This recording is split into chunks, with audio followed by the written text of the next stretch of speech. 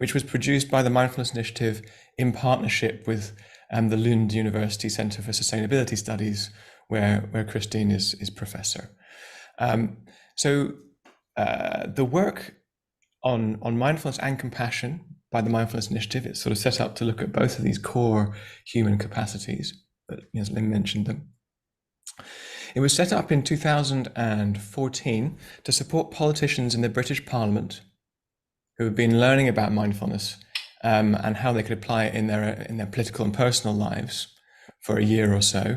And it was set up to help them look at the applications more broadly, how these personal benefits could have implications in society. And we had a range of policy hearings and the publication, in these kind of oak-paneled rooms where people were, very unused to closing their eyes and connecting at the level of shared humanity. We've had policy hearings that culminated in the publication of the first public policy report about mindfulness in 2015.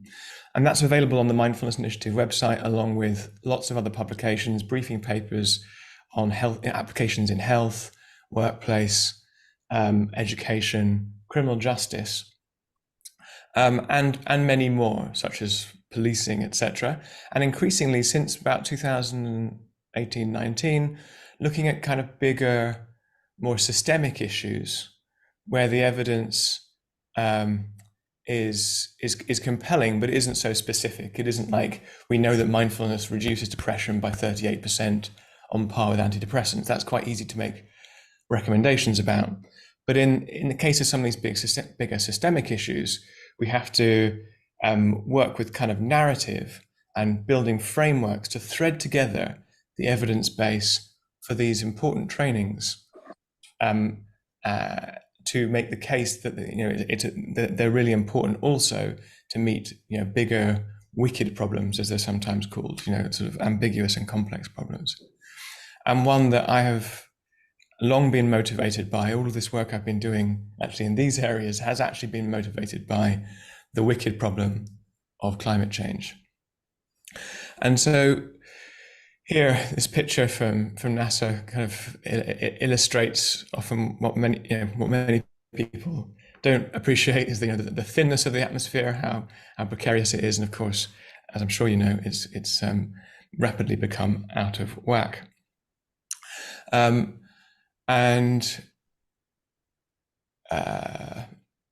yeah, so I've been motivated by this since working for a climate change campaign about 15 years or so ago now, and became interested in why I went from working in advertising to working for a climate change campaign in the course of about a year.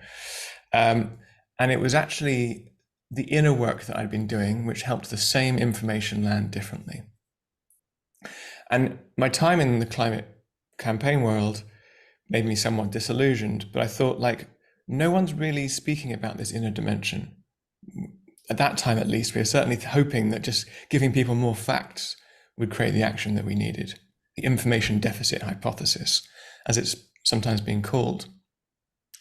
But I had already heard the facts. What made them land differently was my meditation practice.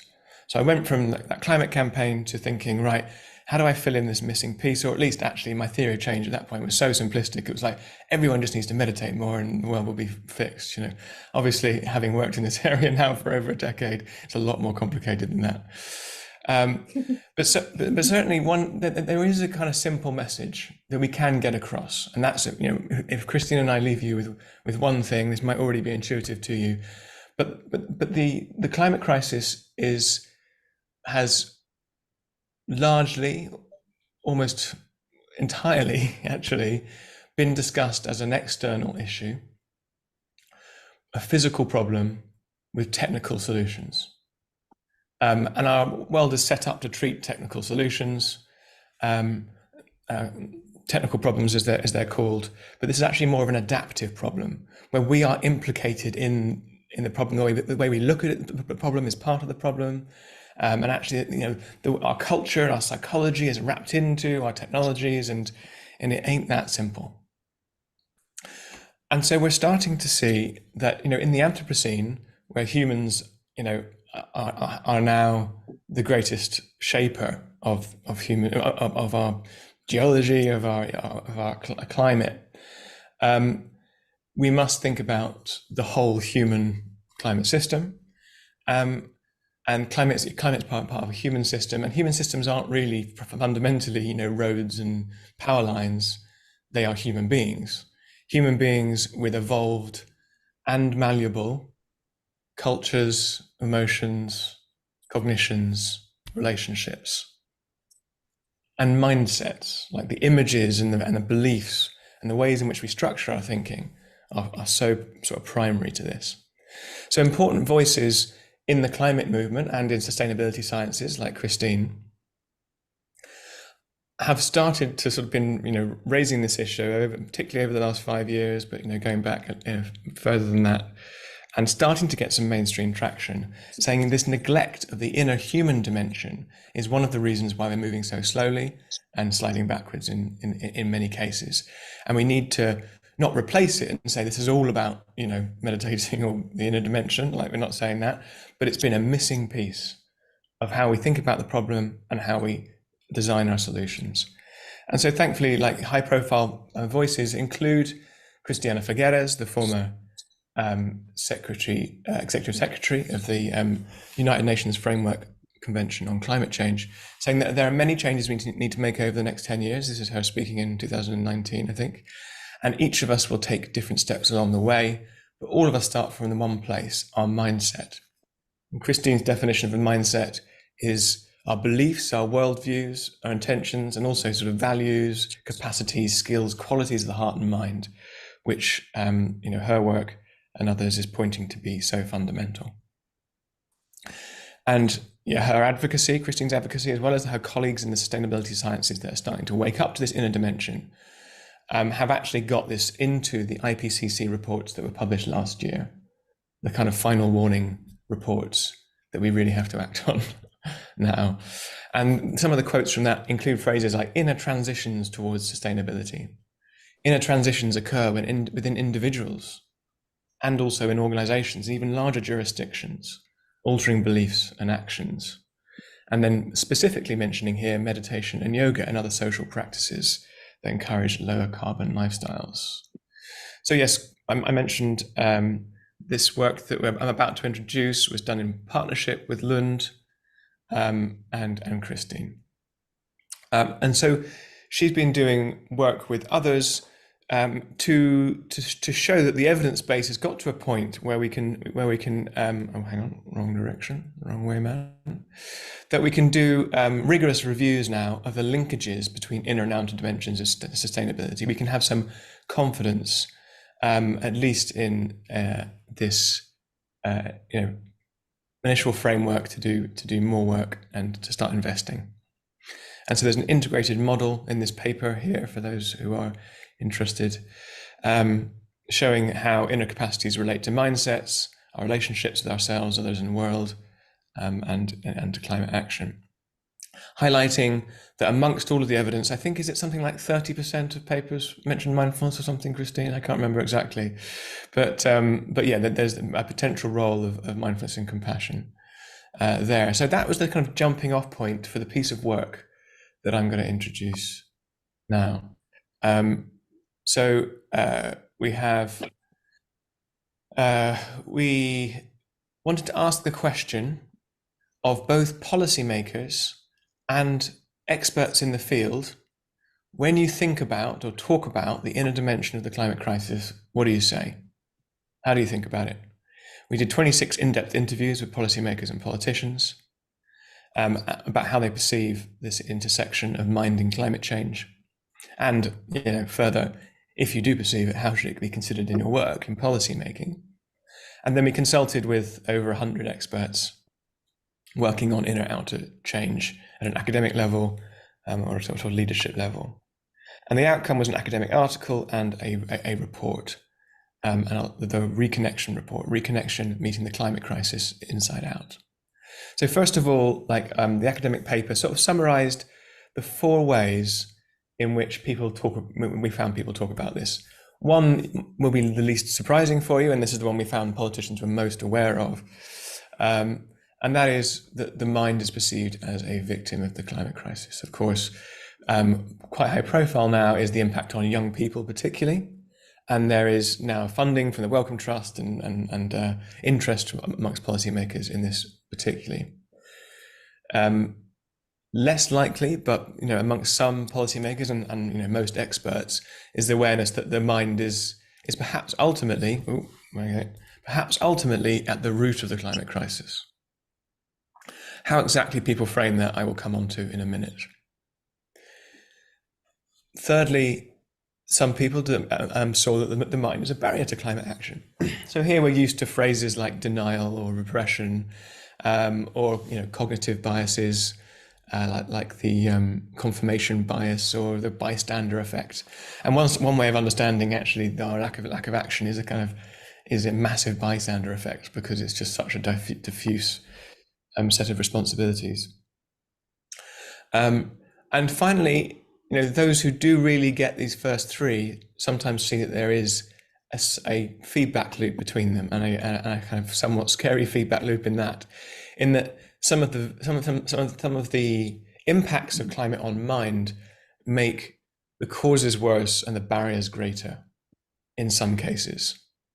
And so the increasing polarization, etc., that might come from the fear and the threat response that we're physiologically feeling can lead to greater barriers, for instance. Okay, so here a quote from a leading Green politician in Europe, one of the members of the European Parliament that we interviewed. He says the IPCC conclusions haven't changed in 15 years, basically. They've got worse or more nuanced, but there is climate change, humans are causing it, there's great impacts, we have the policy instruments at a reasonable cost. Why is it not happening? Why is making changes so difficult? In other words, in the words of another colleague, where is the IPCC report with that level of rigor about why we haven't acted on IPCC reports? And we're trying to understand that now, but perhaps, like that's the big question. And that question includes the inner dimension, or perhaps primarily the inner dimension, as well as politics and systems and all the stuff we're probably a bit more aware of. So how should we understand this inner dimension, both the kind of that part of the problem and part of the solution? Well, let me just remind myself here. Well, from our research, there are actually many different ways. From 100 experts, there are 100 different ways of talking about it. But actually, what we found is that there's a winning narrative coming through now, and that is that the problem is this climate crisis is perhaps primarily a relationship crisis, and that is characterized by disconnection, by separation. And this is, the sense of ourselves, particularly as individuals, separate from each other, disconnected from other parts of the world. We have inherited, at least in modernist thinking, you could say Western thinking, but certainly modernist thinking, also Judean-Christian thought. It goes well back, but has become a kind of like dominant paradigm globally. So it isn't just current Western thinking, if you see what I mean. This is not to say that we aren't connected. Of course, we're deeply interdependent. What's missing is conscious connection, or the understanding of connectedness, and a mistaken perception of separateness. And this leads to social isolation, alienation from nature. It's perhaps part of the polycrisis or meta-crisis, which is also about our political crises, other sorts of sustainability crisis, our crisis of attention and technologies, and all of these regulation of AI, lots of issues are to do with basically a lack of wisdom.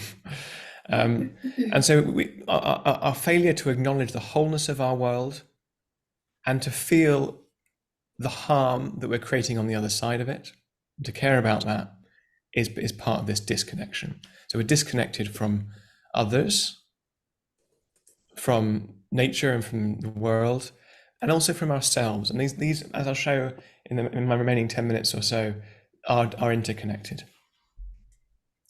So this is, we talk about sort of harming the planet, as if Jamie, we're not something harming happened. We ourselves. cannot hear you. Sorry? You talking to me? You can't hear me, Christine. Can anyone else hear me? Yes. Yeah, we can Yes, see you. yes, yes. Okay, all right, good.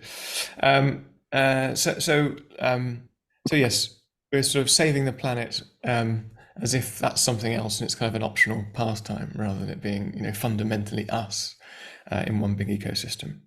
And the destruction we're causing is sort of literally senseless. It's a sensory rift from the world around us, and like I say, from ourselves. So, for instance, as an example, empathy is an embodied thing. If we're separated from our own bodies, we're actually not feeling the sensory input which tells us how other people are feeling, both nature and human beings. And here's some politicians illustrating that. So this is the Member of Parliament who founded the all-party group on mindfulness, saying we need to approach the climate crisis from a position of consciousness and of conscience as well as science. I think that's where mindfulness and compassion can be absolutely key. They make that connection between mind and body and heart in an evidence-based way. And here a politician, again from the European Parliament from Finland, saying I don't just use mindfulness to manage stress, but to create the connection within this work to something deeper. I think of mindfulness as something that connects me with the web of life on our planet that could reconnect us all. And that's where we kind of find the reconnection narrative. So, what we found in our other policy work is, and this is very common, a good story and some human examples trump often a big stack of evidence. We have a big stack of evidence.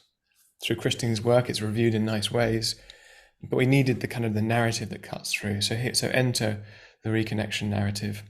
And this is reconnection to the world, as she's saying here. But actually, Alvina, the quote that I've got in this report from Alvina actually focuses more on her own trauma history, which I won't go into, but it's a very touching story.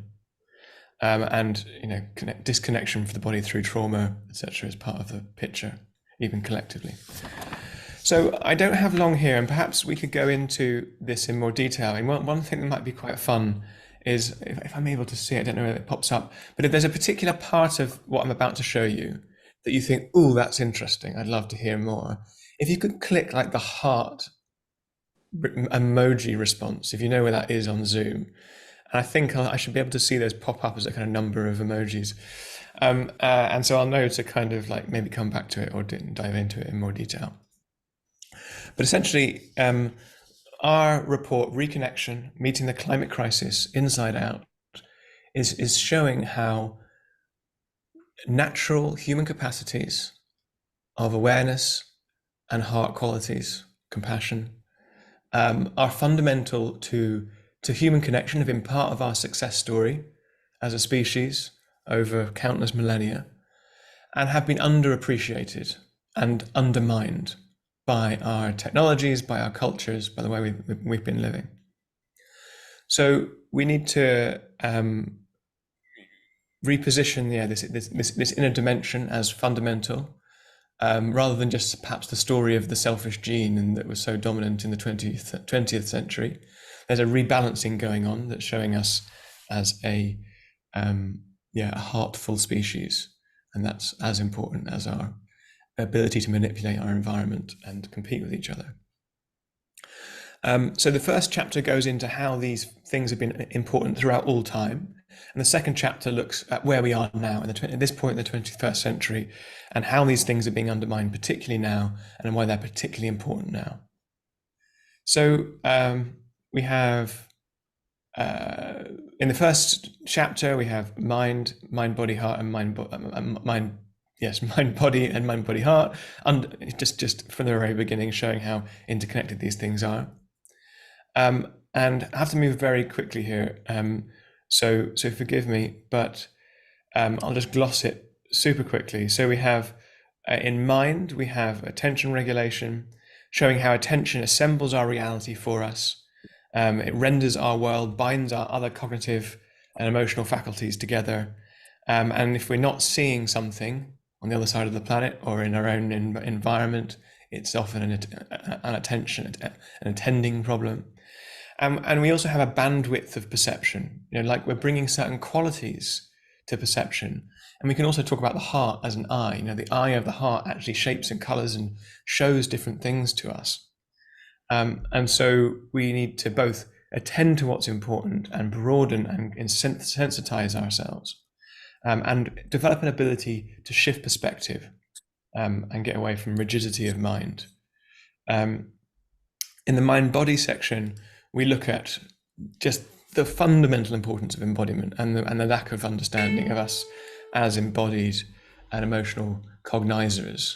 There's a revolution going on in cognitive science that really positions us as embodied creatures, and particularly showing the role of threat response and how this, how climate is a big, massive threat, and it raises our fear of death, and leads to lots of fairly predictable defense mechanisms, and how we work with that threat response, and particularly its relation to trauma, collective trauma, intergenerational trauma, which means that we can be stuck in certain threat responses, is fundamental, I think, to a wiser world, a wiser, weller world.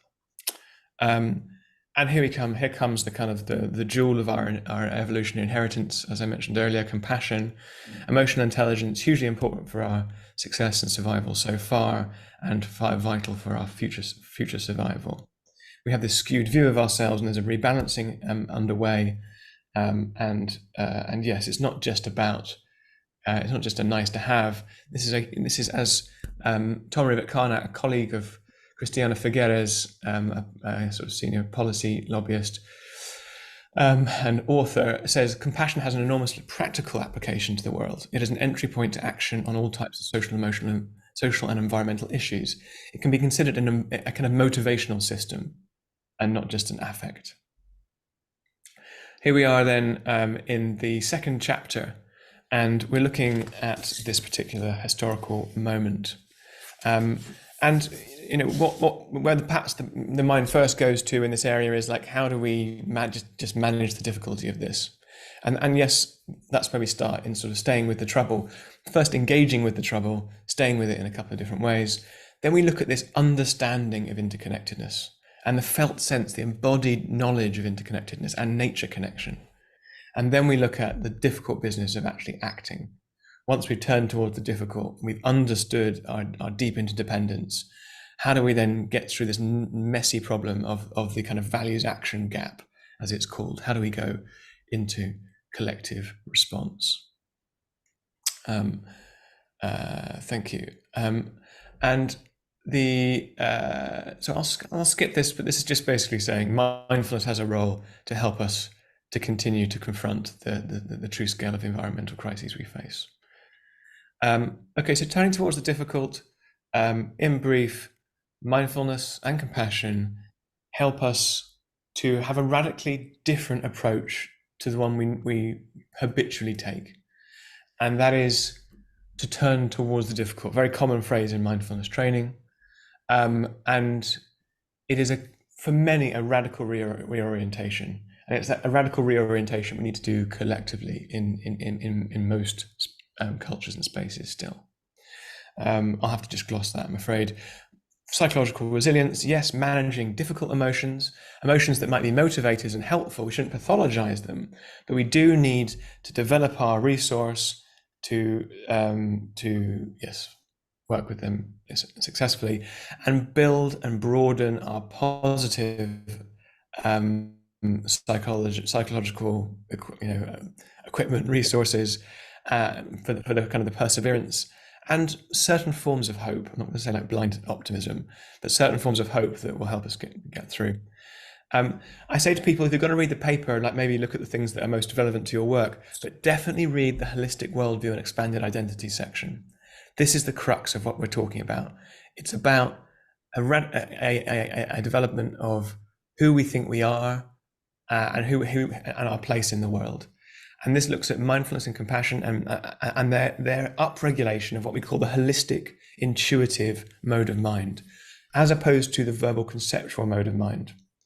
And this sort of touches upon the pioneering work of Ian McGilchrist, who is gaining a lot of interest and traction, the kind of neuroscientist and philosopher, showing that we're kind of stuck in in a kind of flattened, fragmenting mode of mind that he associates with the left hemisphere. We look at how mindfulness is being shown to, excuse me, reduce affective polarization. So we can think very differently from each other, but we can actually reduce the amount that we hate or distrust each other, which is getting ramped up by social media. And so mindfulness seems to reduce affective polarization. There are other reasons to believe this will help us to at least resist further fragmentation. And then nature connection, vitally important. It's been shown that those who have high nature connection are twice as likely to display pro-environmental behaviors and attitudes. And so connecting to nature, it's no good if you're Instagramming it. So you need to be sort of mindful in nature, and nature actually helps with being mindful, regulates those things. So there's a really interesting connection there. And I saw a kind of heart emoji go for the kind of, I think, the intention and action stuff. And so maybe we can unpack this more in questions. But wiser wanting, inner compass, and intentional action is the way we break this down. Wiser wanting is looking at the fact that we actually know what is good for us, in terms of like well-being economics versus consumerism, etc. And there are ways in which we can orient to this better. We look at how values awareness, sensitivity to values, and helping values guide action is a huge part of, for instance, acceptance and commitment therapy and mindfulness informed intervention. And finally, intentional action. This is where a lot of the inner dimension of sustainability science looks, which is how can we join up these gaps between what we know and what we want, which is sort of that wiser wanting bit, and between what we want and what we actually do. And so this is kind of where often a lot of mindfulness stuff starts, interrupting into automatic behavior, living more of the time on purpose and not just being conditioned by prevailing cultures or habit, and actually thinking, what do I really want here? What is the most skillful response, rather than the blind reaction or the habitual reaction that I normally take. This is a policy report, so we do have policy recommendations in the back that I will not go into now in the interest of time. But they're kind of stretch goals, and they're broken down into different sectors depending on your interest. So thank you very much. We will go over to questions now. I think some of these links are going to get put into the chat, but please do, you can reach out via my website at jamiebristow.com, and we'd love to hear your reflections on the report if you have a chance to check it out. We are going to be making shorter versions, and it will have a life beyond the current form, so any feedback will be taken into consideration for future work. Thank you.